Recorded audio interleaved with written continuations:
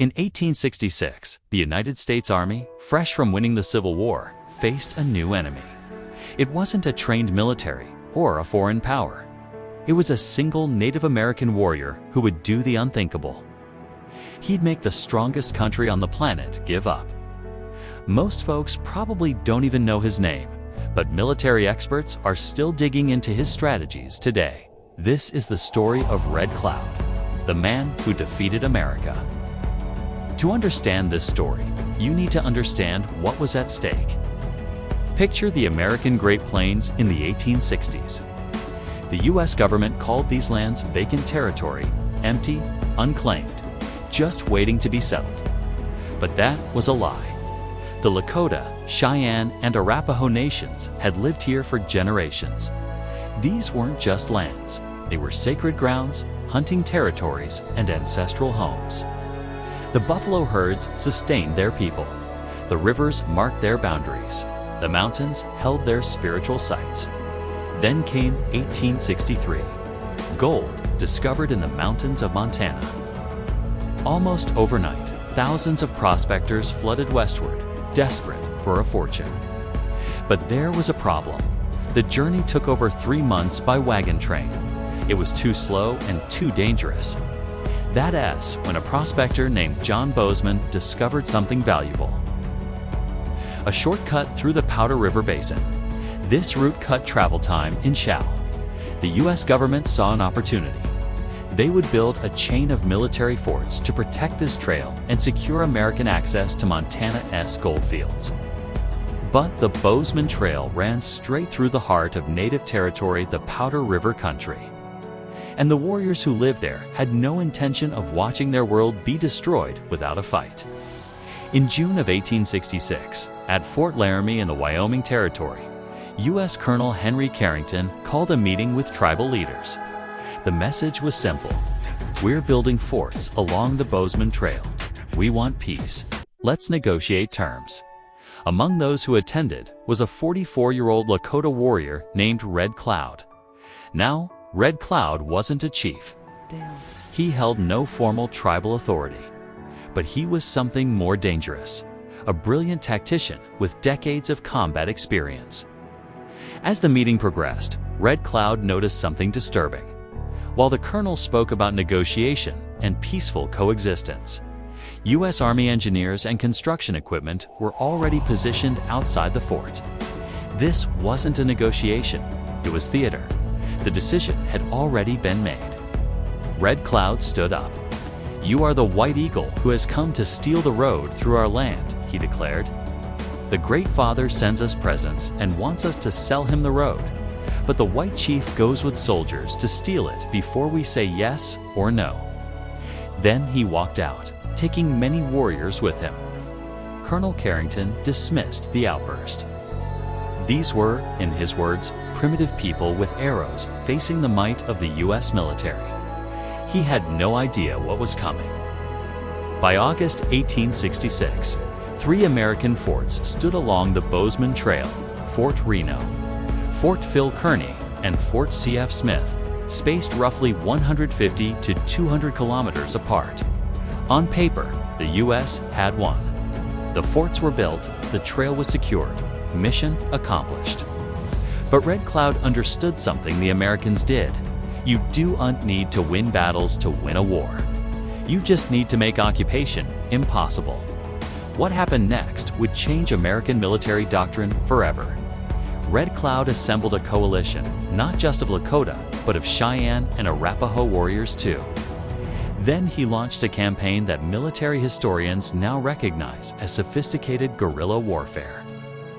His strategy had 3 elements. First, cut the supply lines. The forts needed constant resupply: food, ammunition, reinforcements. Red Cloud's warriors attacked every supply convoy, every wood-gathering party, every messenger between the forts. Second, psychological warfare. His warriors never attacked directly. They would appear suddenly, strike fast, and then vanish. Soldiers reported enemies who materialized from the earth and dissolved like morning mist. The fort garrisons lived in constant fear, never knowing when or where the next attack would come. And third, patience. Red Cloud knew time was his ally. Every week of the siege cost the U.S. government money and political capital. Eventually, someone in Washington would ask, "Is this trail really worth it?" As winter approached, conditions in the forts became desperate. Food ran low. Firewood was scarce. Men froze. Disease spread. One American officer wrote, "We are besieged in all but name. The Indians do not storm our walls because they don't need to. They're waiting for winter to do their work for them." But among the American officers was one man who refused to accept this stalemate.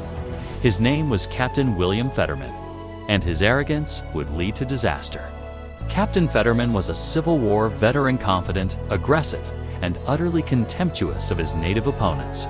"Give me 80 men," he reportedly boasted, "and I could ride through the entire Sioux Nation." Red Cloud was about to give him exactly what he asked for. December 21st, 1866. It was a cold morning at Fort Phil Kearny. Red Cloud deployed a decoy force to attack a woodcutting party near the fort.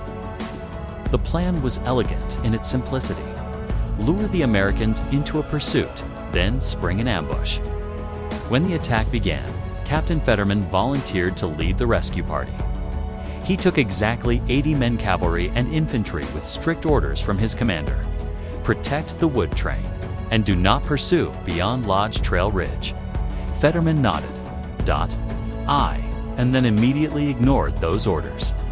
As his force approached, the native warriors retreated, but not in panic. They moved deliberately, staying just out of rifle range, taunting the soldiers forward. Among them was a young warrior named Crazy Horse, who would later become a legend in his own right. He rode back and forth, acting wounded, drawing the Americans deeper into the trap. Fetterman took the bait. His force crested Lodge Trail Ridge and rode straight into history. Waiting on the other side were nearly 2,000 Lakota, Cheyenne, and Arapaho warriors, the largest native coalition Red Cloud had ever assembled. The fight lasted less than an hour. When reinforcements finally arrived from the fort, they found only corpses. Fetterman and all 80 of his men were dead. Not a single soldier survived. News of what Americans called the Fetterman Massacre shocked the nation. The U.S. Army had just suffered its worst defeat in the Western Territories. And in Washington, officials began asking some very uncomfortable questions. How much was this trail actually worth? The battles continued into 1867. Red Cloud's forces maintained constant pressure on all three forts. In August, at what's now called the Wagon Box Fight, American forces finally got a victory, defending against a large-scale assault using new rapid-fire breech-loading rifles. But even this defensive success couldn't change the fundamental reality. The Bozeman Trail had failed. Fewer and fewer travelers used it. The forts were costing far more to maintain than the gold route was worth. By April 1868, the U.S. government made an extraordinary decision. They agreed to Red Cloud's demands. All three forts would be abandoned. The Powder River country would be recognized as native territory. And most remarkably, Red Cloud would dictate the terms of the treaty, not the Americans.